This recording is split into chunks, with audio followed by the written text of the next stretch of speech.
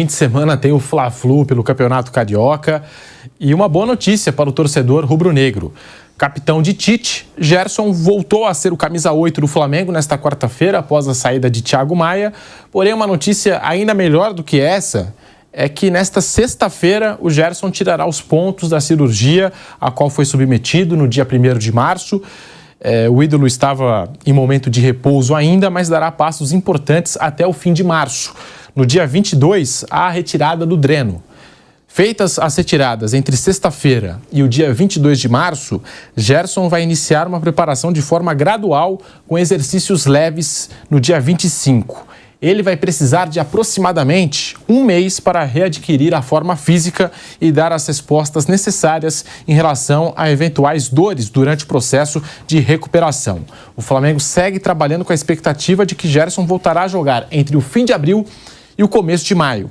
Ele não atua desde o dia 15 de fevereiro, quando o Flamengo, na ocasião, venceu o Bangu por 3-0.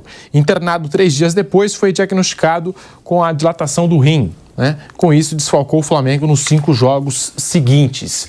Mas está aí, boa informação, boa notícia envolvendo o Gerson, a recuperação do volante rubro-negro. E a gente falando desse jogo, né? Flamengo e Fluminense. Ô Flávio, no ano passado o Fluminense conseguiu reverter a vantagem do Flamengo, mas as coisas eram diferentes. O técnico do Flamengo era o Vitor Pereira e o Fluminense, naquela ocasião, atropelou o Flamengo, deu o que falar, enfim. Agora é um Flamengo muito mais sólido, um Flamengo que parece que já tem uma cara com o Tite. Flávio. Acho improvável que a gente tenha repetição daquilo que vimos no ano passado. Para mim, o Flamengo vai ganhar de novo o jogo. A superioridade do Flamengo no primeiro jogo foi muito grande, foi inconteste. Acho que, eu diria que já está tudo resolvido. No futebol, a gente não pode falar isso. Estamos falando, afinal de contas, de um time que está junto há um bom tempo, um time que tem um grande treinador, um time que é o atual campeão da Libertadores, tudo isso ok. Mas acho que a estabilidade do Flamengo, que era o que o time precisava, e ela encontrou com o Tite, e o alto nível dos seus jogadores de 2 gols de vantagem, acho que já era, viu, Pedro? Para mim aí vai ser mero cumprimento de tabela. Para mim o Flamengo vai ganhar de novo o jogo. Vai ganhar de novo. Não acho que o Fluminense não consegue nem empatar. Ô Bruno, o Fluminense tem muita qualidade, atual campeão da América. Então, como disse o Flávio, é futebol, tudo pode acontecer.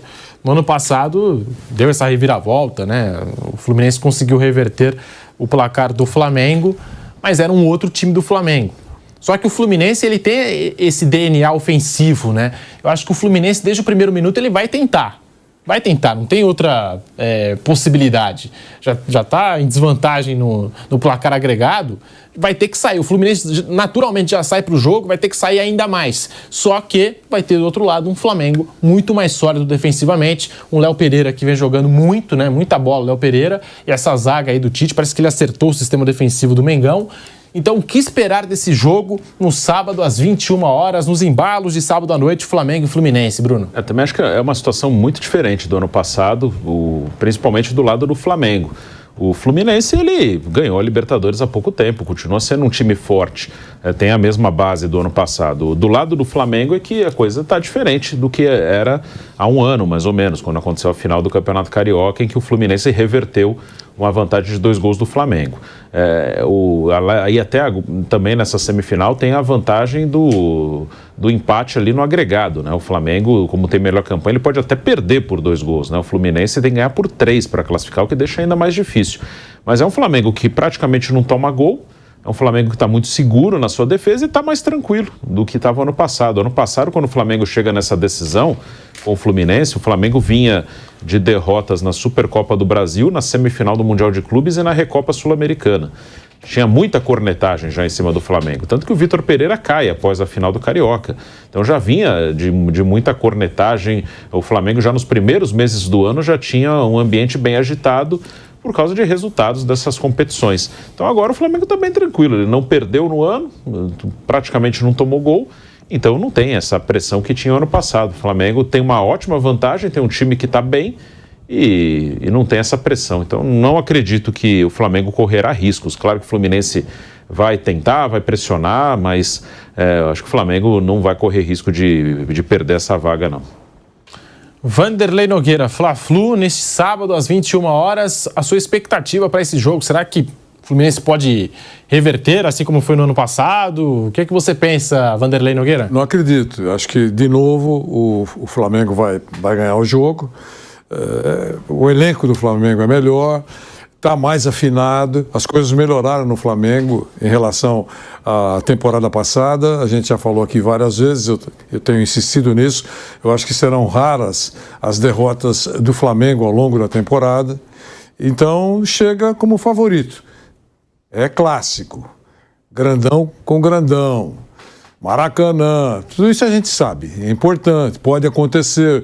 O Fluminense tem jogadores talentosos. Mas, antes da bola rolar, de novo, o Flamengo é favorito. Eu não vejo grande chance do Fluminense reverter em relação ao resultado passado, Pedro. Vamos para um rápido intervalo na Rádio Jovem Pan, coisa rápida, e já voltamos com o bate-pronto para você. Seguimos no canal do YouTube Jovem Pan Esportes, ainda falando desse Flamengo. Pode contar com o retorno do Gerson, o que tudo indica, entre o fim de abril e o começo de maio. Então, o Gerson não será uma preocupação para o técnico Tite na disputa do Campeonato Brasileiro e nessa preocupação que o Flamengo já tem, porque vai ter a Copa América. Em teoria, vai perder o Pulgar, vai perder o De La Cruz, o Arrascaeta, né? Basicamente, o meio de campo do Flamengo será afetado, prejudicado por conta da Copa América. E aí tem o Gerson. Claro, se o Gerson também não for convocado, né? Foi chamado pelo técnico Fernando Diniz, agora é uma nova era, o Dorival Júnior à frente da seleção. Mas, o Flávio, tá aí, o Gerson avançando no seu processo de recuperação e desse jeito não será um problema, né? Não será um desfalque para o Tite. Pelo contrário, será uma peça muito importante aí no Campeonato Brasileiro para o Flamengo. Não, o mais legal é a boa notícia da recuperação dele, né, Pedro? Sim, cirurgia, um atleta tão jovem, né? Claro, todo mundo pode ficar doente, foi o caso dele. Mas o mais legal é ele estar se recuperando. O Flamengo ajeitou bem o meio-campo. Até se comentava aqui outro dia sobre onde ele vai jogar, né? Ele vai jogar. O que mais se imagina que é que ele possa jogar ali pelo lado direito, onde hoje está o Luiz Araújo. Mexer com o Pulgar e com o irmão lá do Carlos Sanches, como é o De La Cruz. O De La Cruz é difícil, muito difícil. Mas tem a história das convocações, né? O Flamengo tem um elenco maravilhoso. Tomara que o Gerson volte inteirão e ele pode sim ser convocado pelo Dorival, você tem razão. É um jogador de alto nível, né? Mas acho que o legal, mais importante agora é essa recuperação, ele voltando com calma, vai retomando a saúde e a partir daí o Flamengo ganha. Nossa, o Gerson é titular em qualquer time do Brasil, qualquer time. E talvez no Flamengo fique na reserva. Sábado, às 21 horas, tem Flamengo e Fluminense. A gente já está voltando para a Rádio Jovem Pan, aí sim, em todas as plataformas, para continuar falando desse jogo, para falar do Flamengo, do retorno do Gerson, que a gente está citando aqui, e o Fluminense que eu citei, né? Tem esse DNA ofensivo, mas teve muitas dificuldades contra o Flamengo, já nos compromissos aí, nos duelos que tiveram nesse início de temporada. Vou lembrar da partida ainda pela fase preliminar do Campeonato Carioca, o Fluminense teve muita dificuldade para chegar ao gol do Flamengo. Agora também no último jogo não foi fácil para o Fluminense poder chegar assim com tanta precisão, né, ao campo de ataque. Então é o Tite arrumando esse Flamengo, já dando uma cara, e parece que o modo banana, né, como diz o Mauro César, tá ficando para trás. Não dá para garantir 100%. Perguntei para o Mauro César outro dia aqui, ele falou, não, vamos esperar um pouquinho, o Campeonato Brasileiro, outras competições, para determinar, enfim, né, a queda do modo banana do lado do Flamengo. Mas começo de ano já é animador. Estamos voltando para a Rádio Jovem Pan, já na regressiva 3, 2, 1. Agora sim, de volta em todas as plataformas. Falando em Flamengo, o Flávio disse que acompanhou a rodada da Liga dos Campeões ontem. Você estava... Diga, Vanderlei, pode falar. Você estava abordando aí o cenário atual do Flamengo, na verdade. Isso. E eu queria dizer que, a meu ver, talvez o principal motivo é a presença do professor Tite. Técnico estrelado, com status, é um conciliador, enfim, impõe respeito pelo trabalho dele, pelo comportamento dele. E eu acho que o Flamengo, depois de tantas tentativas equivocadas, levou alguém que pudesse agregar lá. Sim. Né? Então, acho que ele diminuiu muito a temperatura. Não estou dizendo que não existam descontentes. Naquele grupo, com jogadores com muito ego, badalados, estrelados, salários altíssimos, com uma boa história. Então, é muito difícil, né? Todo mundo quer jogar, então tem que ter alguém que explique que não dá para jogar todo mundo, que as pessoas percebam que ele tem um comportamento honesto, enfim, uma série de outras coisas com relação à relação, ao relacionamento. Então, eu acho que ele teve grande participação nessa ajeitada do Flamengo. A gente tem uma larga caminhada pela frente, o Flamengo só se conforma com títulos, a gente sabe disso, a torcida exige pelo investimento, pela carga técnica que o elenco tem para oferecer, mas a presença do Tite eu acho que é muito importante nessa ajeitada que claramente, nitidamente, o Flamengo tem mostrado. Vinícius Júnior foi novamente alvo de ataques racistas nesta quarta-feira. Antes da partida contra a Inter de Milão, pelas oitavas de final da UEFA Champions League, torcedores do Atlético de Madrid chamaram o atacante brasileiro de chimpanzé. O vídeo foi publicado por torcedores nas redes sociais e, de acordo com o jornal AS de Madrid, as ofensas aconteceram enquanto um grupo de torcedores mudou a letra de uma canção que apoiava o Atlético para atacar Vinícius Júnior. Geralmente, né, os torcedores cantam nos estádios "Ale, ale, aqui, Atlético, te amo", enfim, contigo até o final, e mudaram a letra dessa música para atacar o Vinícius Júnior, né? A gente tem até a arte aí na tela do grito original e também do grito que foi modificado pela torcida do Atlético de Madrid, o grito racista contra o Vinícius Júnior. Então eles mudaram para "Ale, ale, ale, Vinícius chimpanzé". O ato racista ocorreu do lado de fora do estádio Metropolitano antes do duelo entre Atlético de Madrid e Inter de Milão pela UEFA Champions League nesta quarta-feira. A apuração é que o grupo de torcedores puxou o canto contra Vinícius enquanto aguardava a chegada do ônibus com o elenco do Atlético de Madrid, quando a torcida fez um corredor com sinalizadores e fumaça. Esta não passa nem perto de ser a primeira, a segunda ou a terceira vez que Vinícius Júnior é alvo de racismo no ambiente do estádio Metropolitano, casa do Atlético de Madrid, rival local do Real Madrid. Em setembro de 2022, por exemplo, o brasileiro foi chamado de macaco durante o clássico madrilenho no estádio. Na atual temporada, também houve um episódio de preconceito contra o atacante, novamente chamado de macaco.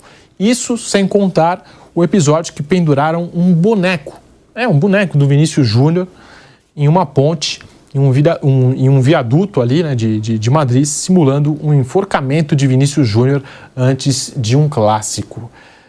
Flávio, Bruno, Vanderlei, até quando a impunidade reinará no futebol espanhol? E estou aguardando algum tipo de pronunciamento, alguma medida mais enérgica, né? Alguma atitude da UEFA, até o Vinícius Júnior. Antes de passar a bola para vocês poderem comentar, mais um episódio lamentável de racismo envolvendo o Vini. O Vinícius Júnior se manifestou sobre os atos racistas dos torcedores do Atlético e pediu à UEFA uma punição em postagem nesta quinta-feira. A publicação do Vini, ó. "Espero que vocês já tenham pensado na punição deles". Aí ele marcou o perfil da Liga dos Campeões, né, da UEFA Champions League, e marcou o perfil da UEFA, né, @Champions League, @UEFA. "É uma triste realidade que passa até nos jogos que eu não estou presente", destacou o Vinícius Júnior na publicação. Está aparecendo aí na tela para você que nos acompanha por imagens no canal do YouTube Jovem Pan Esportes, a publicação do Vinícius Júnior nas redes sociais cobrando punição ao Atlético de Madrid, a esses torcedores, né, e marcando os perfis da UEFA e da Champions League. Flávio Prado. Essas atitudes marginais que têm partido desses grupos, elas não são punidas com a devida eficiência, né, com a devida eficácia. Eu acho assim, tem uma hora que você vai ter que ligar o clube a esses bandidos. Não tem jeito, não tem jeito. Ontem o jogo foi espetacular, o estádio estava vivendo uma noite lindíssima.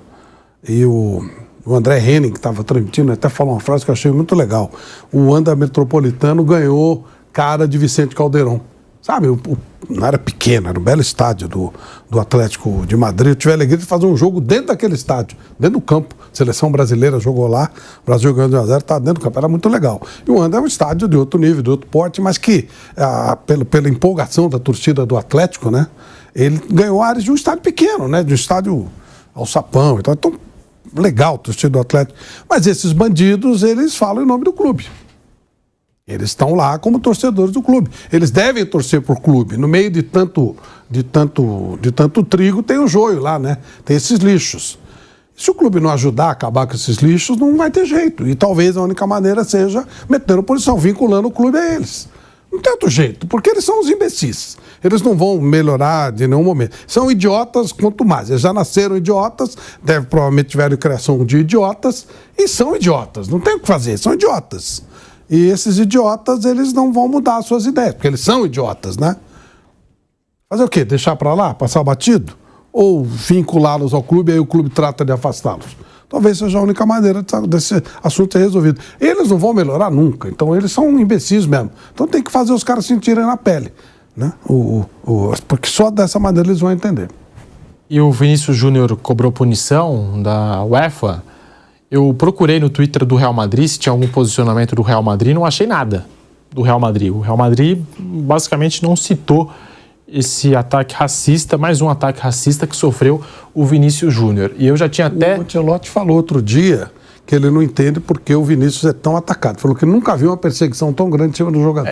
O Ancelotti, individualmente. Isso que eu ia destacar. Eu acho que o Ancelotti talvez seja a única figura do Real Madrid que esteja do lado do Vinícius Júnior, se posicione, né?